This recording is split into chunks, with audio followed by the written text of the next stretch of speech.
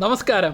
ഒരിക്കൽ ദരിദ്രനായ ഒരു മനുഷ്യൻ ശ്രീബുദ്ധൻ്റെ അടുത്ത് വന്നിട്ട് ചോദിച്ചു, എന്തുകൊണ്ടാണ് ഞാനിങ്ങനെ ദാരിദ്ര്യം അനുഭവിക്കാൻ ഇടവരുന്നത് എന്ന്.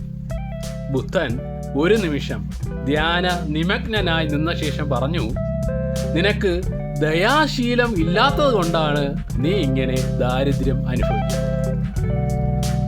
ഒന്നുമില്ലാത്ത ഞാൻ എന്ത് ദാനം ചെയ്യാനാണ്? അദ്ദേഹം അത്ഭുതത്തോടെ ചോദിച്ചു.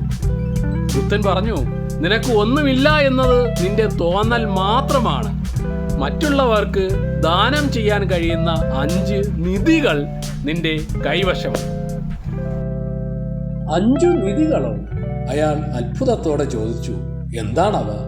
ബുദ്ധൻ ശാന്തനായി പറഞ്ഞു, ഒന്നാമത്തെ നിധി നിന്റെ മുഖമാണ്. നിന്റെ മുഖത്ത് ഒരു പുഞ്ചിരി ഉണ്ടാക്കാൻ പണമൊന്നും വേണമെന്നില്ല. പുഞ്ചിരിച്ചുകൊണ്ട് നീ മറ്റുള്ളവരോട് സംസാരിച്ചു നോക്കൂ.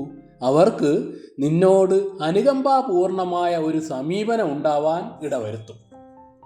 രണ്ടാമത്തെ നിധി നിന്റെ കണ്ണുകളാണ്. മറ്റുള്ളവരെ വീക്ഷിക്കുമ്പോൾ കരുണ നിറഞ്ഞ സ്നേഹത്തോടെ നോക്കുക.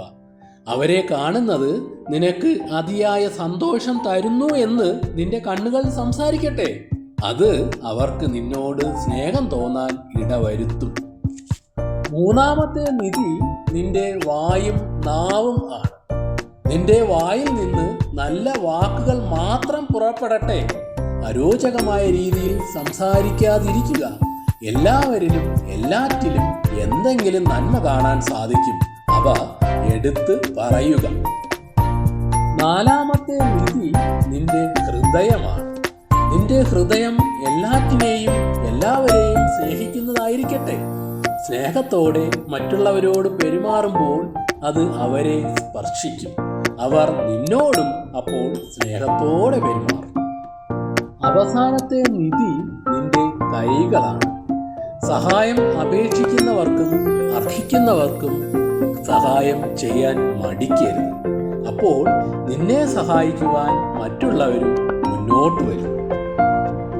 ഒന്നുമില്ലാത്തവനായി വന്ന ആ മനുഷ്യൻ തൻ്റെ കൈവശമുള്ള നിധികളെ ഓർത്ത് സന്തോഷത്താൽ ധനികനായി ബുദ്ധനോട് നന്ദിയും പറഞ്ഞ് തിരികെ പോയി. ശ്രീബുദ്ധൻ ചൂണ്ടിക്കാട്ടിയ ഈ 5 കാര്യങ്ങൾ ശ്രദ്ധിച്ചാൽ ആകർഷകമായ വ്യക്തിത്വം നേടാൻ നമുക്ക് എല്ലാവർക്കും കഴിയും. നല്ല പെരുമാറ്റ രീതി നേടുക എന്നത് മറ്റേത് വസ്തു നേടുന്നതിനും എളുപ്പമാണ് എന്നാണ് രവീന്ദ്രനാഥ ടാഗോർ